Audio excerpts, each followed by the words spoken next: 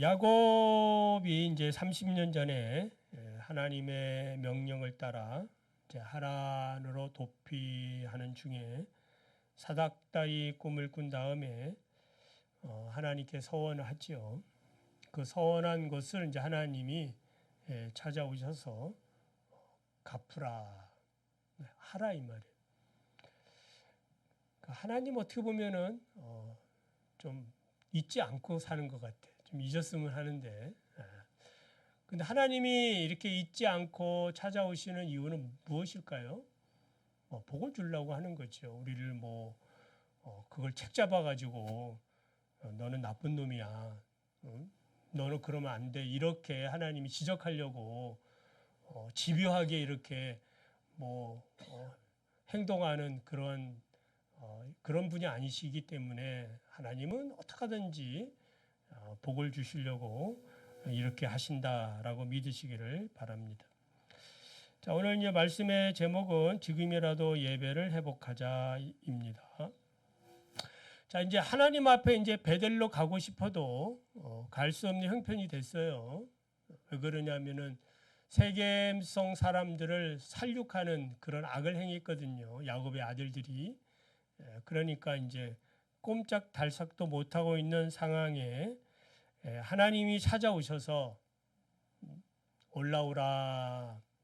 그러니까 용기가 나는 거죠. 하나님 그렇지 않아도 미안해가지고 가나안에 들어와 이제 산지 그 숫곳하고 세겜 정확하게 모릅니다만 10년의 세월이거든요. 그러니까 10년의 세월을 이제 보낸 거예요. 그러니까 가나안 땅에 오면은 베델에서 서원을 이행하겠다고 옛날에 약속했는데 그거 이제 이렇게 살다 보니까 미뤄진 거 아니겠습니까?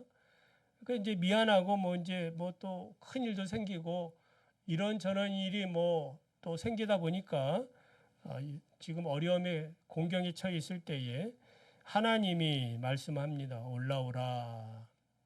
그러니까 믿음이 생기는 거죠. 오늘도 하나님이 여러분에게 올라오라 그렇게 음성을 여러분이 들으면 어떤 마음이 들겠습니까? 힘이 생기지 않겠습니까?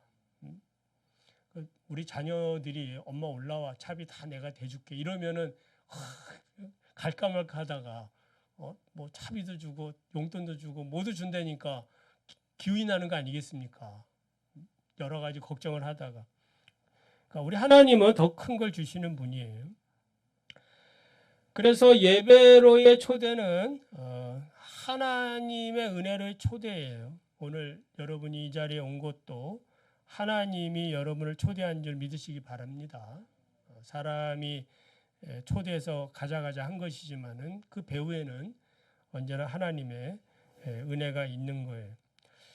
오늘 새벽에 요셉이 그 노예에서 애굽의 총리가 되는 말씀을 드렸는데 하나님이 섭리하시면 무슨 인생이 된다? 대박 인생이 된다. 가만히 생각하면은 우리가 그런 대박 인생이 되었다라는 것입니다. 어떻게 우리가 하나님 앞에 예배드리는 예배자가 될 수 있을까? 아무리 생각해도 사람의 생각으로는 안 된다 이 말이에요. 성령을 선물로 받았는데 예수 그리스도의 그 구속의 은혜를 우리가 그걸 믿고 있는데 하나님의 은혜가 아니면은 안 된다. 그 자체가 대박 인생임을 감사하면서 사시기를 바랍니다. 그러니까 하나님이 지금 야곱을 이렇게 찾아온 것도 야곱에게 있어서는 대박이에요. 어떻게 해야 될지 모르는 상황인데 하나님이 찾아오셔서 돌파구가 생긴 거거든요. 모든 어려움을 이제 극복할 수 있는. 그렇지 않아도 오랜 숙제와 같은 그 베델 서원인데 하나님이 오셔가지고 갚으라 그 일을 해라라고 하니까 이제 야곱이 순종하며 믿음으로 살게 됩니다. 자, 오늘 이제 35장을 통해서 주시는 교훈은 무엇이냐면은 첫째로 하나님과의 첫사랑을 회복해야 된다 이 말이에요. 1절에 베델로 올라와서 단을 쌓으라라는 말씀은 베델이 어떤 곳이에요? 야곱에게 있어서는 그곳에서 하룻밤을 자면서 하나님을 만나지요. 사닥다리 그 환상을 통해서 하나님을 만나는데 뭐라고 고백해요? 여기에 하나님이 계시네요. 뭘 경험한 거예요? 하나님을 경험한 겁니다. 그래서 야곱이 그때부터 하나님이 자기와 함께 계시는 줄을 믿고 계속 하나님과 동행하는 그러한 삶을 살게 됩니다. 외롭고 쓸쓸한 그러한 인생길이 아니라 하나님과 함께 살아가는 그러한 축복의 삶이 된 것이 바로 베델이에요. 그러니까 20년 동안 그 하란에서 생활하는데 그 생활은 하나님을 경험하고 하나님 어떤 분인가 경험하는 시간들 아니에요. 그래서 하나님이 자기를 어떻게 축복하고 결국 고생은 했습니다마는 하나님이 자기를 거부로 만들어주고 그리고 야복강에서 하나님 만나주시고 또 자기의 이름을 이스라엘이라 이렇게 불러주신 여러 가지 사건들이 있었어요. 그렇다면 이제 가나안 땅으로 돌아오면 아까도 말씀드렸죠. 이 숙제를 풀어야 되는데 그렇지 못했어요. 이제 우리 하나님이 다시 한번 나와의 모든 그 신앙의 회복을 하자, 첫사랑을 회복하자라고 이제 부르시는 그런 장면입니다. 요한계시록 2장을 보면은 예수님께서는 에베소 교회를 향해서 뭐라고 책망을 합니까? 처음 사랑을 가지라. 그러니까 처음에 너희들이 가졌던 그 신앙, 그 구원의 기쁨과 감격, 즐거움, 신앙의 그 놀라운 그 체험들을 회복하라라는 거예요. 여러분에게도 하나님이 이렇게 말씀하고 있는지도 모릅니다. 다시 한번 우리의 신앙이 다시 회복되기를 간절히 원합니다. 자, 그래서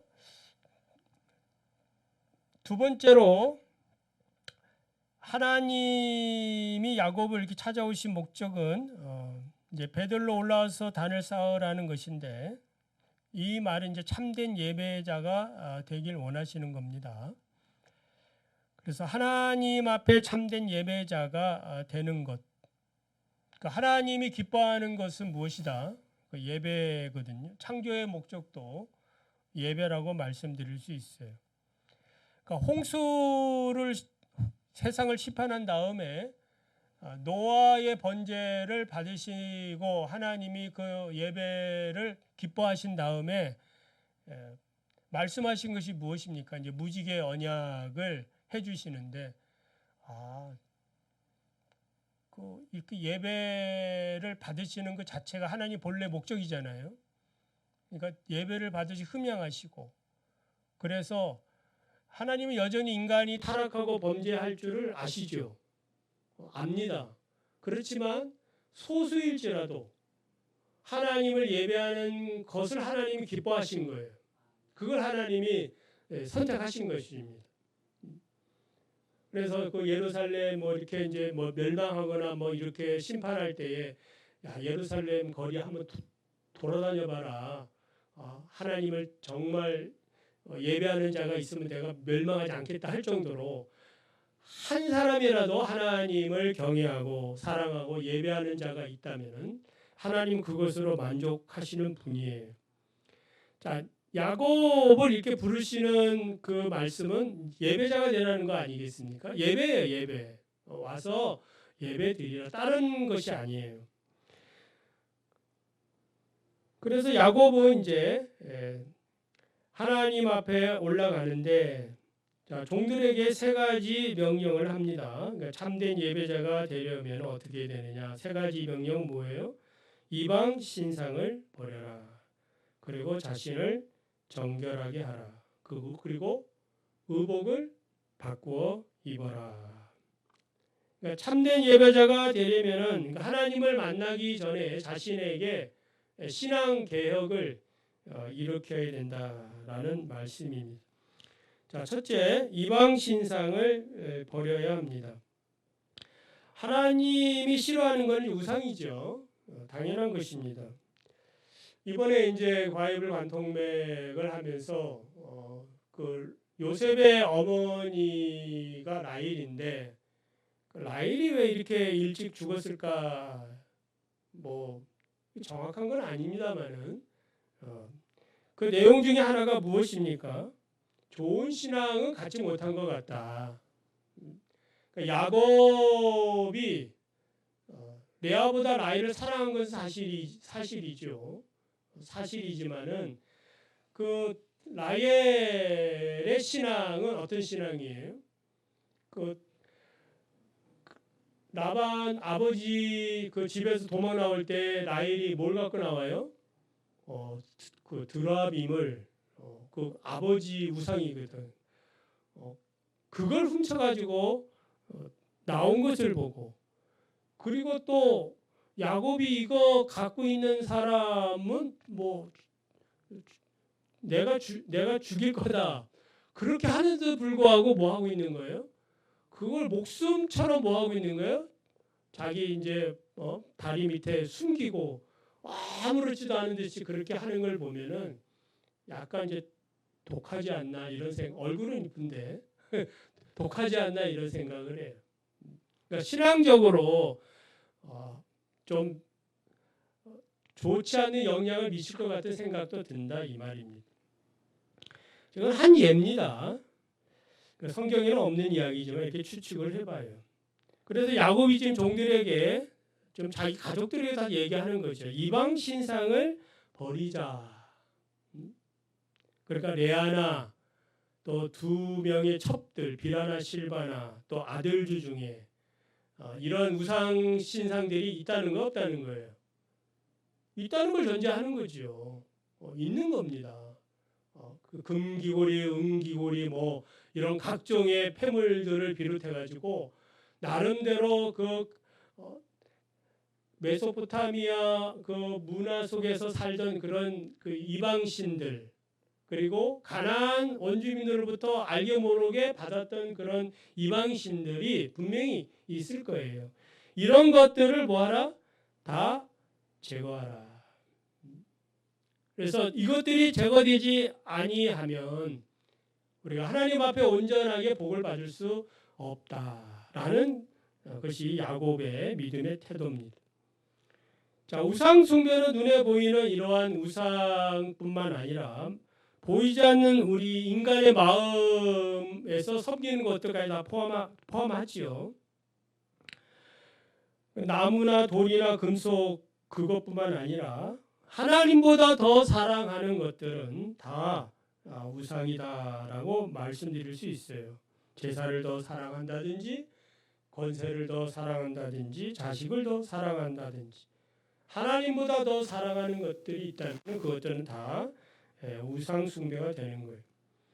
예수님은 마태복음 10장 37절 38절에서 아비나 어미를 나보다 더 사랑하는 자는 내게 합당치 아니하고 아들이나 딸을 나보다 더 사랑하는 자도 합당하지 아니하고 또 자기 십자가를 지고 나를 쫓지 않는 자도 내게 합당하지 않는다. 그러니까 오직 믿음으로 오직 예수 그리스도의 진리를 따라 사는 것이 참된 인생의 길임을 말씀해 주고 있어요. 두 번째는 자신을 정결하게 해야 합니다. 자신을 정결하게 하라는 말씀은 목욕을 깨끗하게 하라는 말 그 이상이겠죠. 때가 있으니 때를 벗겨라. 그거 아닙니다. 몸뿐만 아니라 마음까지 정결하게 하라는 말이에요. 그러니까 이방 신상을 섬기는 자는 어떻습니까? 마음까지 성결하게 하지 아니하면은 지금 당장이야 이제 버리죠. 지금 하나님께 복을 받으려면은 버리라고 하니까 버릴 수 있죠. 왜냐하면 이방 사람들의 특징이 그런 것이니까. 뭐 다 하나님도 신이라고 생각을 하면은 지금 하나님께 복을 받으려면 어떻게 해야 돼? 지금 있는 거 버릴 수 있죠. 그런데 진정 하나님을 섬기는 것은 아니다 이 말이에요. 다시 우상을 섬길 수 있는 가능성이 언제든지 있는 거예요. 그러니까 마음을 성결하게 해야 합니다. 마음의 각종 우상들을 제거하지 아니하면, 참된 하나님으로 섬기지 아니하면 언제 어느 때 다시 여러 가지 세상의 우상들을 섬길지 우리는 모르는 것입니다. 그래서 하나님의 말씀대로 살지 못한 것, 과거에 그 하나님이 기뻐하지 않는 우상들을 섬긴 것, 그런 것들을 인정하고 그것을 죄다라는 것을 인정하고 살아가야 됩니다. 하나님께서는 빛 가운데 계시고 의로운 분이기 때문에 우리의 마음을 다 알고 또 우리의 마음이 하나님 앞에 정결해야, 또 이런 정결한 마음을 가져야 하나님이 우리의 기도를 응답해 주실 수가 있는 거예요. 이사야 1장 16절을 보면 너희는 스스로 씻으며 스스로 깨끗게 하여 내 목전에서 너희의 악업을 버리며 악행을 그치라. 하나님은 거룩하신 분이시기 때문에 우리 마음속에 어떤 죄악이라도 품으면 안 된다라는 것입니다. 자, 세 번째는 의복을 바꾸어 입으라라고 하죠. 의복을 바꾸어 입으라. 그러니까 히브리인들에게 있어서 의복을 바꾸어 입는다라는 의미는 어떤 의미냐? 과거에 제약된 생활들을 청산하고 이제 하나님의 말씀을 따라 온전하게 살겠다라는 그런 믿음의 상태를 얘기해요. 그러니까 이제부터 하나님의 말씀을 따라 바르게 살겠습니다. 의로운 삶을 살겠습니다. 그런 결심의 표가 의복을 갈아입는 행위로 나타납니다. 그 출애굽기 19장을 보면은 이제 시내산 언약이 나오는데 하나님이 모세에게 이런 말을 해요. 그 출애굽기 19장 10절을 보면 너는 백성들에게 가서 오늘과 내일 그들을 성결하게 하며 그들에게 옷을 빨게 하라. 옷 자체만이 아니라 이제 하나님의 백성으로 살겠다면은 그 마음가짐까지 새롭게 하라는 거 아니겠어요? 만약 여러분들이 뭐 이제 경찰이라면 경찰복을 입고 또 간호사라면 간호사복을 입고 뭐 어떤 의복이 있잖아요. 그 의복이 주는, 제복이 주는 의미는 뭐예요? 마음까지 다시 한번 옷을 입음으로 그 마음까지 딱 정리정돈하는 그런 차원이다라고 말씀드릴 수 있어요.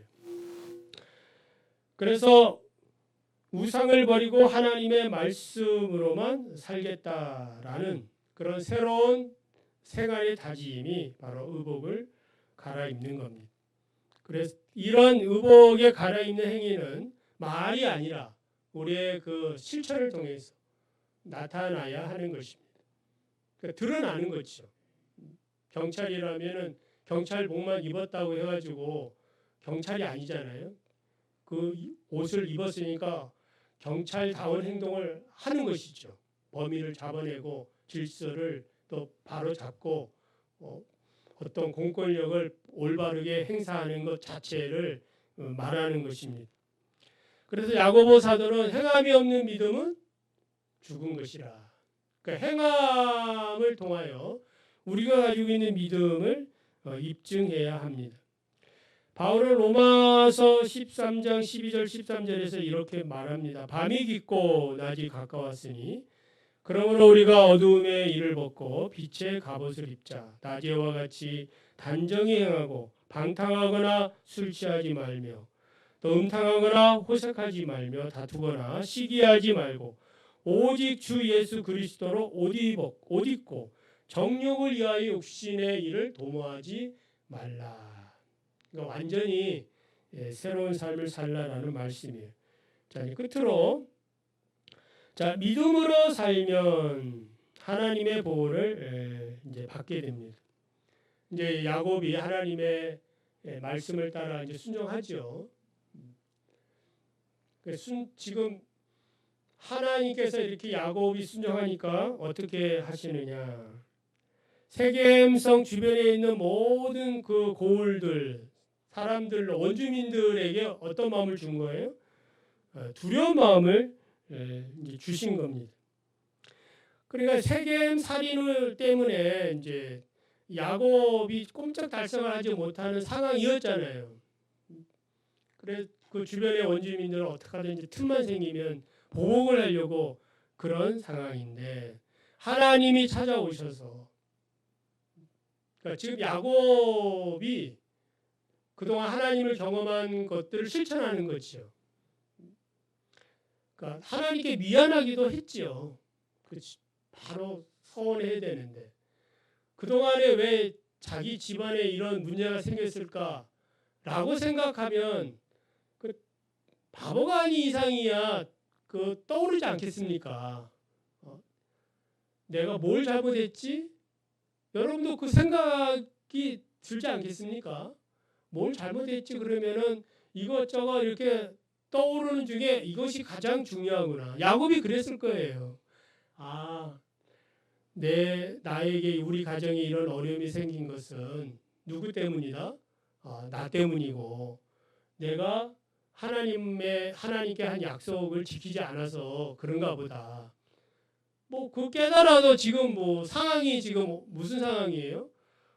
어떻게 할 수 없는 그런 상황인데 하나님이 오셔가지고 올라오라 그러니까 얼마나 대박이겠습니까? 신이 나겠습니까? 그래서 감사하는 마음으로 하나님을 믿고 그리고 믿음으로 이런 이방 신상들을 다 버리고 저 성결하게 하고 하나님을 만날 준비를 하고 가니까 누가 책임지는 거예요? 하나님이. 아멘. 5절을 보면은 그들이 떠났으나 하나님이 그 사명 고울들로 크게 두려워하게 하셨으므로 야곱의 아들들을 추격하는 자가 없었더라. 자, 이런 얘가 또 앞서 라반이 야곱이 이제 가족들을 데리고 이제 도망가지 않습니까? 그러니까 야곱이 도망갔다는 소리를 듣고 이제 라반과 그 아들들이 추격을 하잖아요. 480km가 되는 그 먼 거리를 하루에 일주일 동안 70km를 하루에 70거리 달려 쫓아간 거예요. 쫓아간 이유는 무엇 때문에? 그냥 안녕히 가세요 인사하려고 한 거겠습니까? 그 야곱이 가지고 있는 재산을 다 뺏으려고 쫓아간 거 아니에요. 자기 그 딸들을 다 되찾아오고 그런 욕심으로 쫓아갔는데 하나님이 뭐라 그러셔요? 라반한테 나타나가지고 너 야곱 건들면 죽어. 하나님이 위협을 하니까 라반이 그렇게 쫓아갔어도 그 용무가 딴 게 아니에요. 그래 왜 인사도 없이 갔느냐. 내가 어른인데 어른한테 인사하고 가야지. 그런 이제 쓰잘데없는 얘기만 하다가 계약을 맺고 돌아온 것뿐이에요. 누가 하신 거예요? 하나님이. 그러니까 하나님을 믿으면 하나님께서 책임을 지시는 거예요. 그래서 누가 갑자기 야곱을 돕기 위해 군사가 온 것이 아니라 하나님께서 그 주변의 원주민들의 마음들을 두려운 마음을 주셔가지고 무슨 마음이 들었는지 모르지만은 야곱을 치러 갔다가는 무슨 큰 병고를 당할 것 같은 그런 마음이 공포심으로 잡은 거 아니겠어요? 그 여리고 성이 무너지기 전에 여리고 사람들이 그 정신을 잃었다고 하지 않았습니까? 그러한 위협적인 공포심이 몰려온 것은 사실인 것 같아요. 자, 그러므로 믿음으로 살려고 하십시오. 그럼 하나님이 여러분에게 필요한 모든 삶을 공급해 주실 줄 믿으시기를 바랍니다. 내 힘이 아니라 하나님의 말씀을 따라 지금이라도 뭐 해야 되는 거예요? 순종하면. 그 순종이라는 것이 다른 것이 아니라 하나님이 제일 기뻐하는 예배자로 살아가는 것입니다. 여러분이 있는 곳에서 하나님의 이름을 부르고 하나님을 의지하고 찬양하고 기도하면서 날마다 사시기를 간절히 원합니다.